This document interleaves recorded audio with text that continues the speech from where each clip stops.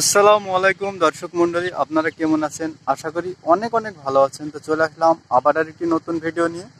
তো বন্ধুরা, আজকের ভিডিও হচ্ছে যে আমরা কলা চাষ করে থাকি।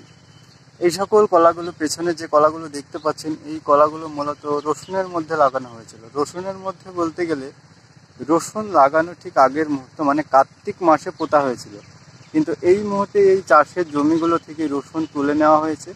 তো সর্বপ্রথম আপনারা কি এই ধরনের কলাগুলোর কি সার দিবেন, কিভাবে দিবেন, সমস্তটাই আপনাদেরকে এই ভিডিওর মাধ্যমে বলে দেবো।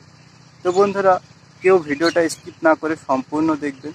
আর দেশ ও দেশের বাইরে থেকে যে সকল বন্ধুরা এই ভিডিওটি দেখছেন, তারা অবশ্যই ভিডিওটিতে একটি লাইক দিয়ে ভিডিওটি শেয়ার করে দেবেন।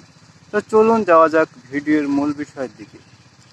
তো বন্ধুরা দেখুন, আমাদের সর্বপ্রথম যে কাজটি করা উচিত এই কলা চাষের ক্ষেত্রে, সেটি হলো আমরা এই জমিতে রসুন ছিল বা রসুন ছেড়ে দেন, আর যেহেতু রসুন চলে গিয়েছে, এই মুহূর্তে কলা মানে এই জমিটিকে ভালোভাবে চাষ করে নেওয়া বা ভালোভাবে নিড়িয়ে এই যে আগাছা জন্মেছে এই ধরনের আগাছাগুলোকে ভালোভাবে মানে জমি থেকে দূর করতে হবে সর্বপ্রথমে।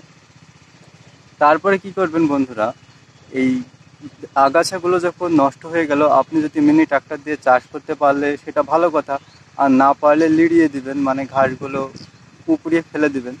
তো তারপরে এবার আসি বন্ধুরা, আমরা কি সার দেব। তো দেখুন বন্ধুরা, এই গাছগুলো এখন খুব ছোট, এই গাছগুলো এখন যদি আমরা প্রচণ্ড পরিমাণে সার দিয়ে দিই, তাহলে কিন্তু এই গাছগুলো খেতে পারবে না, তার পরিণতি কিন্তু আরও খারাপ হতে পারে। তাই এই মুহূর্তে সারটা দেবেন খুব অল্প পরিমাণে। তো কী সার দেবেন? এই মুহূর্তে সার দেন, আপনার যদি 10 কাঠা জমি হয় বা আপনি যদি গাছ হিসাবে সার দিতে চান, তাহলে একটা গাছে আপনি মাত্র 100 গ্রাম করে সার দেবেন। এই যে একটা কলার গাছ, এই গাছটাতে আপনি মাত্র 50 গ্রাম দেবেন 20 সুফলা, আর 50 গ্রাম দেবেন ইউরিয়া। আর কিছু দেওয়ার এই মুহূর্তে প্রয়োজনে। আর যদি আপনার জমিতে কীটপতঙ্গের উৎপাত ঘটে থাকে, তাহলে আপনি সেই সারের সঙ্গে দানা বিষ মিশিয়ে ভালোভাবে জমিতে স্প্রে করে দিতে পারেন, মানে সারের সঙ্গে মিশিয়ে ছড়িয়ে দিতে পারেন, যেমন দানা বিষ যেটা হয়, এই ধরনের দানা জাতীয়। আর আপনার জমির কলার বাল মানে কলার এই মেন বালটা যদি পোকাতে নষ্ট করে দেয় বা খেয়ে নেয়, তাহলে আপনি একটি ভালো ইনসেকটিসাইড ব্যবহার করতে পারেন, যেমন ডেভিল, প্রহরী প্লাস, তারপরে রয়েছে কোরাজিন। এই ধরনের একটি ভালো ইনসেকটিসাইড জমিতে অবশ্যই ব্যবহার করবেন। এবার আসি বন্ধুরা, সেই সারগুলো দেওয়ার আগে কিছু নিয়ম রয়েছে। সেটি হলো বন্ধুরা, কলার যে গাছ রয়েছে সেই গাছের যে তেড় বের হয়, সেই তেড়গুলো অবশ্যই আপনাদেরকে কেটে পরিষ্কার করে নিতে হবে।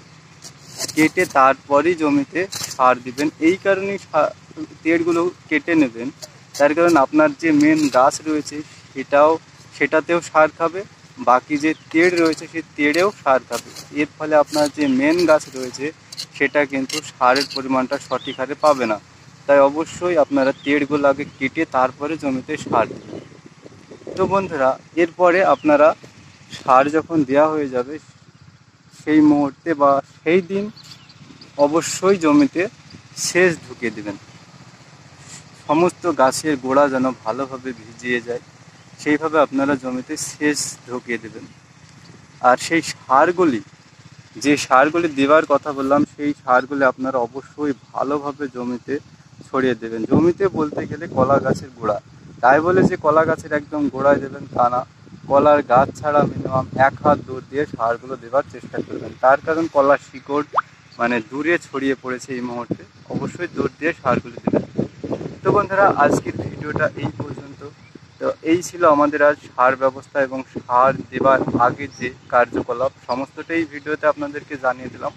ভিডিওটি যদি ভালো লাগে অবশ্যই একটা শেয়ার করে চ্যানেলটিকে সাবস্ক্রাইব করবেন। অসংখ্য ধন্যবাদ ভিডিওটি সম্পূর্ণ দেখার জন্য।